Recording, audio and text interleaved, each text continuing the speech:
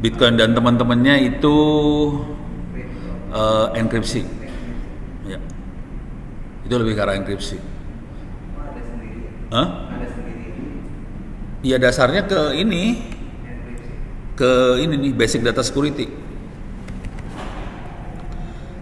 Oh, nggak nyala.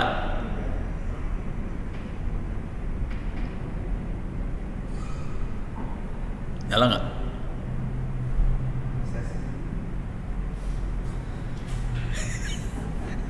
Saya pikir nyala.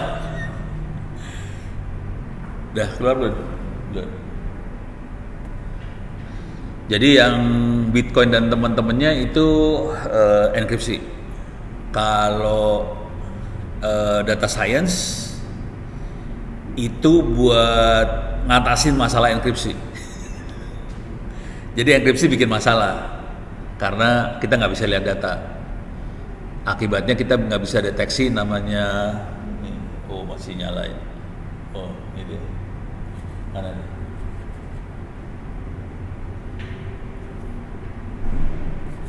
Keluar. Oh, sabu pasang lagi.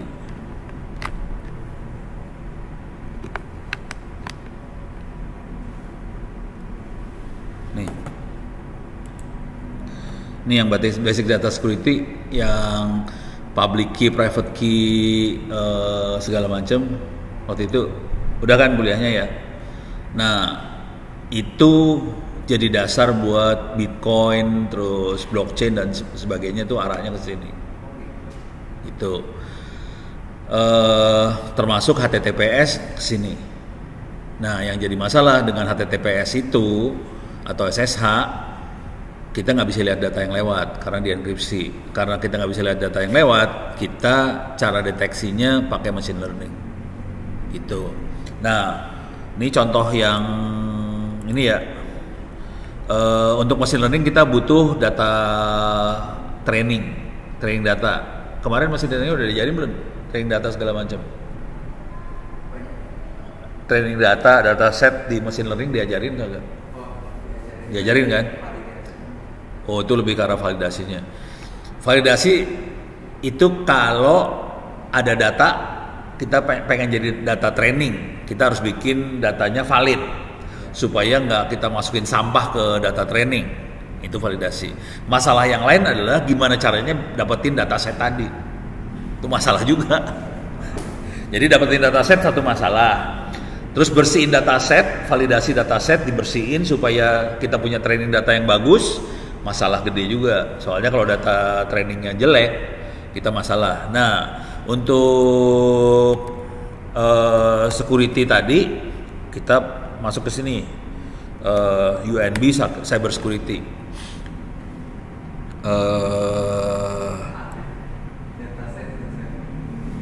Ya, ini ada University of New Brunswick.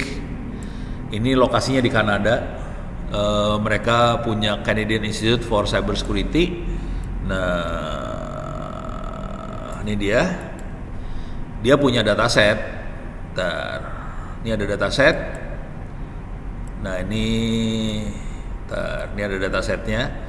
Ada buat IoT, dark web, DNS, IDS, segala macam dataset buat urusan cyber security gitu. Ada di sini, bisa dipakai. Jadi dan ini levelnya S2 S3 bukan S1 sebenarnya. Ya berat-berat nggak berat sih sebenarnya. Kalau mau ditarik ke S1, ambil salah satu dataset, dipotong kecil aja, terus kita nyoba-nyoba mainan dengan cara ini. Pakai ilmu data science yang kita punya ya, kita cobain dataset ini. Ini lumayan sih. Kalau bisa masuk ke dunia yang ini, orangnya jarang banget, dan kalau bisa masuk sini ya saingannya dikit. Ya. UNB, University of New Brunswick, lokasinya ada di pantai timur. Maps. Coba. University of New Brunswick. Ini dia.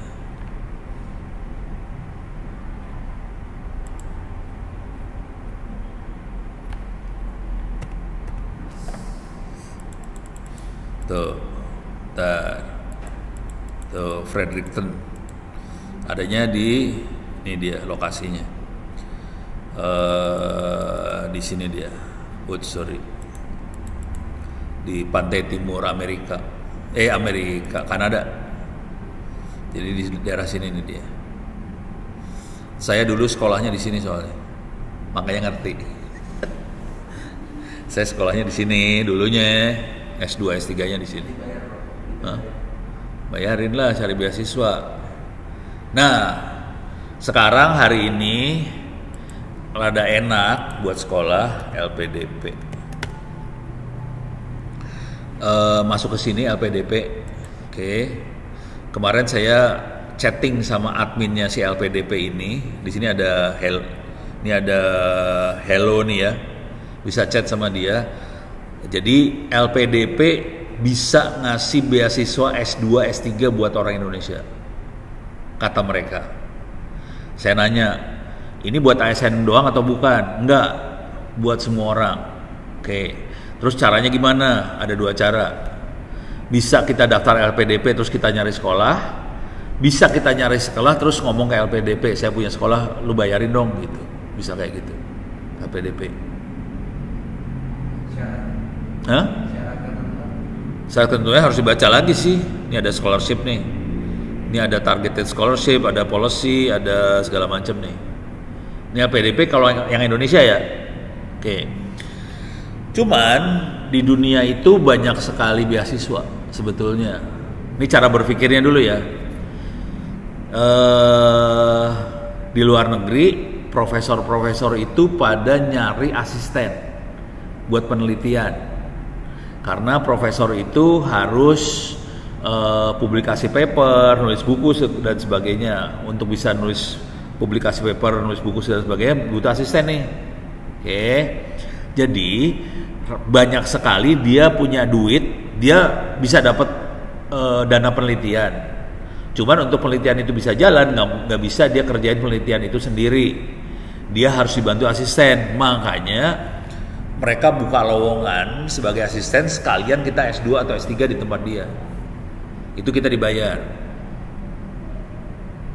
Cuman untuk bisa kayak gitu, kita harus jago dan kita harus pinter nyari si profesor mana yang lagi butuh asisten apa. Dan harus disesuaikan sama ilmu yang ada di kita ya. Kalau kita misalnya ilmunya tentang cyber security sama data science, cari profesor yang ilmunya campuran 2 ilmu tadi. Dia pasti penelitian di situ. Tapi kita biasanya kalau kita udah penelitian di situ, udah ngutak-ngatik di situ, udah tahu kira-kira profesornya mana aja yang di dunia itu yang butuh kayak gituan. Gitu. Beres ya. Nah, itu kalau profesornya yang punya duit. Jadi LPDP itu kita yang nyari beasiswa ke LPDP. Terus si profesor sana enak hidupnya. Jadi kita kerja sama profesor sana. Profesornya nggak usah ngeluarin duit, dia punya paper jurnal segala macam. Itu seneng dia, lebih senang. Kalau kita punya LPDP. Jadi kalau kita punya LPDP, kita posisinya di atas nih. Kita tinggal nyari profesor mana yang mau nerima kita ya. Itu lebih enak. Kalau tadi kita ngelamar kerja sebagai asisten profesor, itu kita lebih perjuangannya lebih susah. Gitu ya. Ada juga kampus yang punya beasiswanya ganas. Salah satunya adalah ini. Arab. Cari ke Arab. Asli. Nih. Saudi Arabia Scholarship for International Student 2024. Di Arab itu banyak beasiswa. Asli banyak beasiswa. Oke. Islamic Development Scholarship, Islamic University Madinah Scholarship, terus yang saya saranin yang ini nih, King Abdul Aziz University Scholarship. Ini, oke. Ini bisa S2, S3 di Arab, bahasa Inggris, bukan bahasa Arab. Hah? Lebih enak, fully funded master scholarship, undergraduate bisa S3 juga. Ini fully funded master scholarship berarti S2. S2, master tuh S2 ya. S2 dan dibayarin sama dia semuanya. Gitu. Nah, di manakah King Abdul Aziz Scholarship ini, University ini? Ini si Fatah mau ke sini juga. Fatah udah saya arahin buat ke situ kalau mau.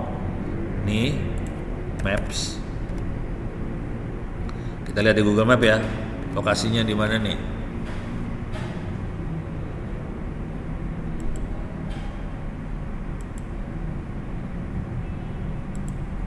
Ini dia. Ini King Abdul Aziz University ya. Ya. Kita lihat dari atas lah. Bentuknya coklat sih. Orang nih, bentuknya coklat semua, orang gurun di sana mah. Nih, coklat semua kan? Gurun ya. Nah, dia ada di mana? Dia ini laut. Oke. Itu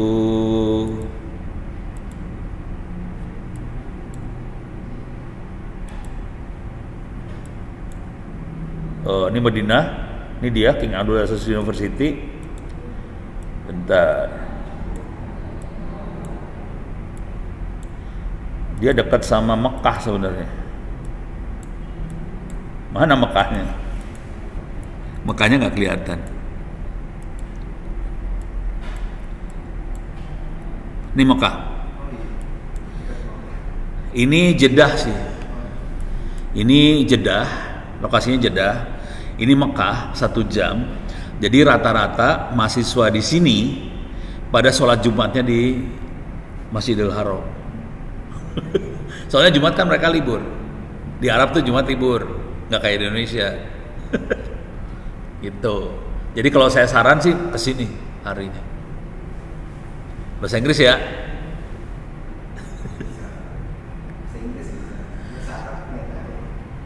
Ya ntar bisa belajar bahasa Arab di sana aja, nggak usah dari sini. Itu, tapi enak sih, sejam dari Mekah. Gitu. Sarannya yang ini, cuman untuk sampai level ini kuncinya nulis sih, asli nulis ini. Nulis. Jadi mulainya tadi magang yang Sardina System, saya bakal nego nih. Kalau mau saya negoin biar cepat. Hah? Ya, Sardinanya magang. Terus targetnya nulis buku. Nulis buku panduan cara pakai Sardina sistemnya ya. Nah, udah gitu kan kita udah sebenarnya aman dari sisi kerjaan aman. Nah, terus usahain S2, S3 keluar ke sini. Jadi ada 3 pilihan ya.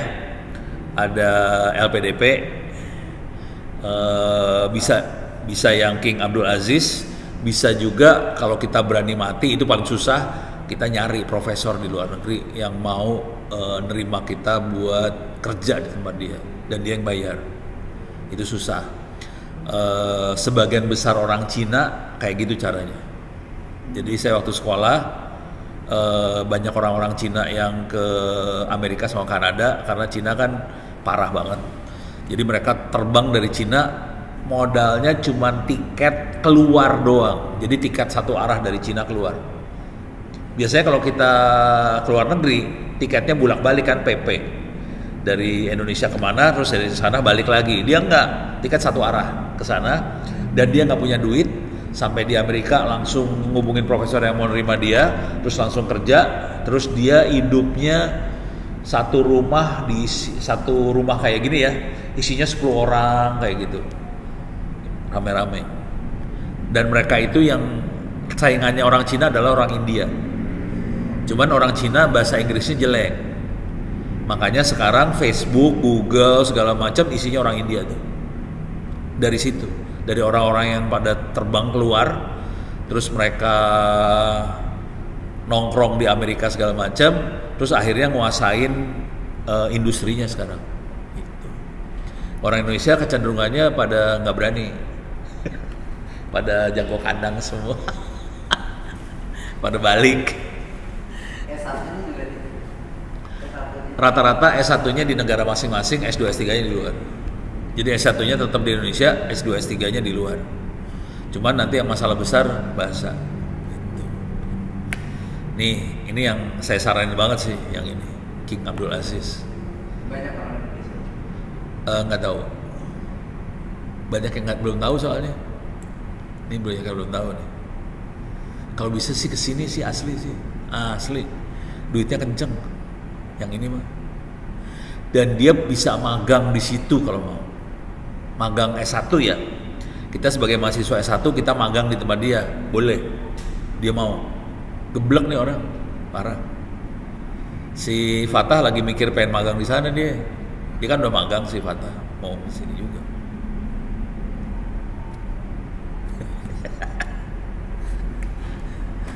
Asik kan?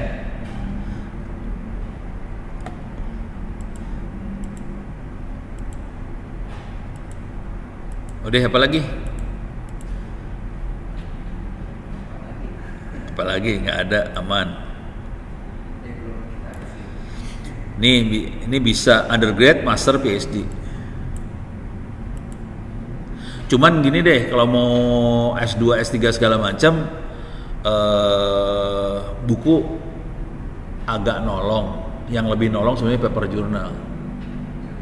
Cuman jurnal lebih susah. Jadi saran saya coba nulis buku dulu. Buku kan bisa relatif bisa lebih gampang. Dia cuma nerjemahin aja terus jadiin buku.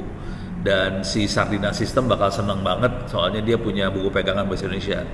Udah selesai itu mulai ngutak-ngatik ngoprek jadiin paper journal. Tapi yang machine learning. Kalau itu banyak yang ngejar soalnya. Kalau kita bisa di situ ya. Machine learning dicampurin sama jaringan. Itu banyak yang ngejar. Cuman matematik harus kuat, bahasa Inggris harus kuat, dah itu aja dah. Deh, aman lah, hidup ke depan udah enak.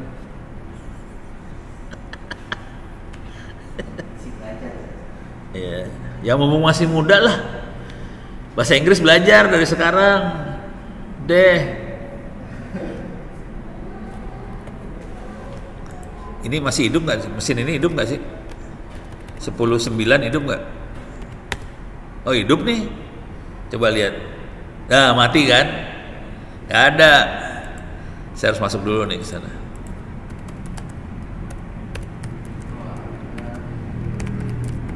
Sepuluh 9 ya.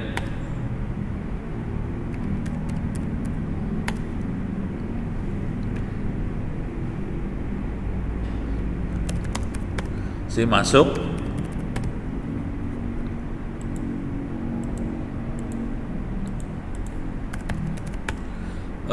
CD, ETC, RC lokal nih yang tadi ya, RC lokal. CD, ETC, more, RC lokal. Jadi filenya ini nih, yang buat harusnya,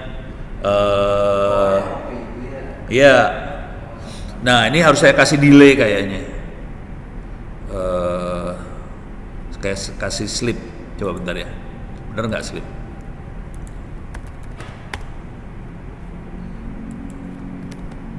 Linux.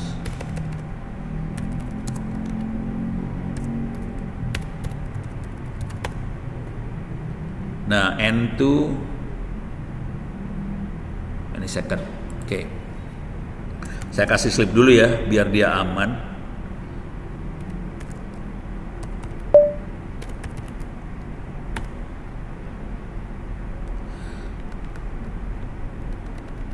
Jadi sampai titik ini kan set IP address. Nah, sebelum si hard disk bisa kita tempelin, kita sleepin dulu. Sleep misalnya 60 detik. Coba bentar. Locate bin sleep. Ini adanya di user bin ya. User bin ya.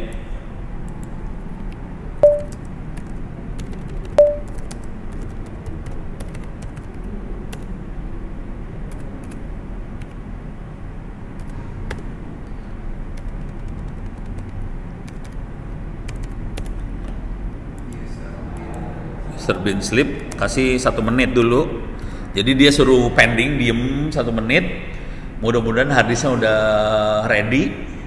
Kalau harddisk udah ready, baru di mount, gitu tekniknya.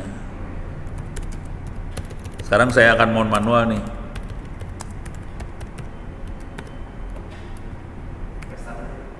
Jangan, males nunggu. Ini pasti enter. Does not exist.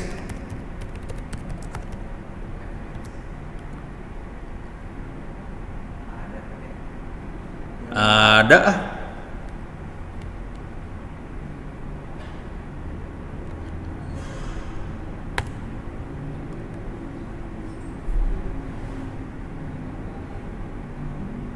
Kok nggak mau?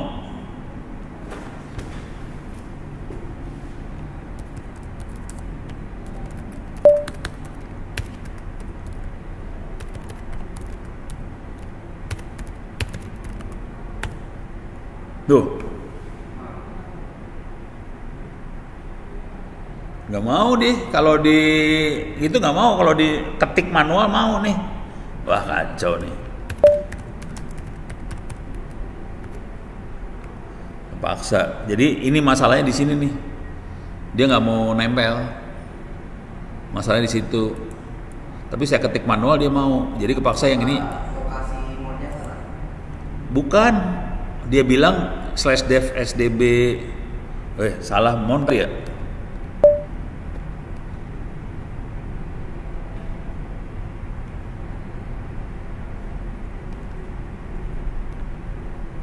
MNT Dihilangin. mana? Oh itu ya. Flashnya. Iya tadi saya hilangin slash coba. Tar. Ini saya tempelin dulu lah, kagok. Tar. Ini saya tempel dulu ya.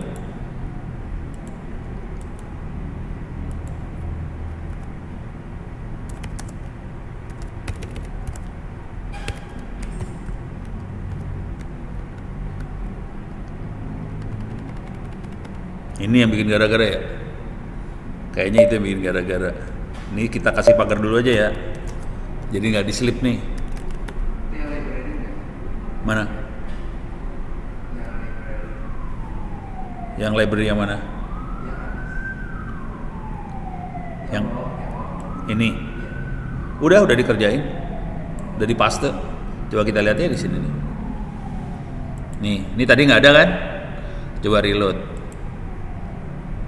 Masuk sekarang. Aplikasi yang mau saya pasang itu namanya Tiny File Manager. Tiny File Manager. Dia nggak berbasis database, jadi ya saya masih penggunaan yang ini Iya. single PHP, single PHP file manager. Oh gitu. Dia ada admin, ada user. Oh ya udah. Install aja. Itu udah ya. Itu pegang aja ntar. Oh, saya. Heeh. Ini udah IP-nya nggak? Udah IP-nya DHCP. DHCP. DHCP. Jadi tetap sih ada. Jadi ntar pas booting harus masuk dulu. Lihat IP-nya berapa ya. Kalau nggak bingung. Deh. Ini kita tutup dulu. Stop record.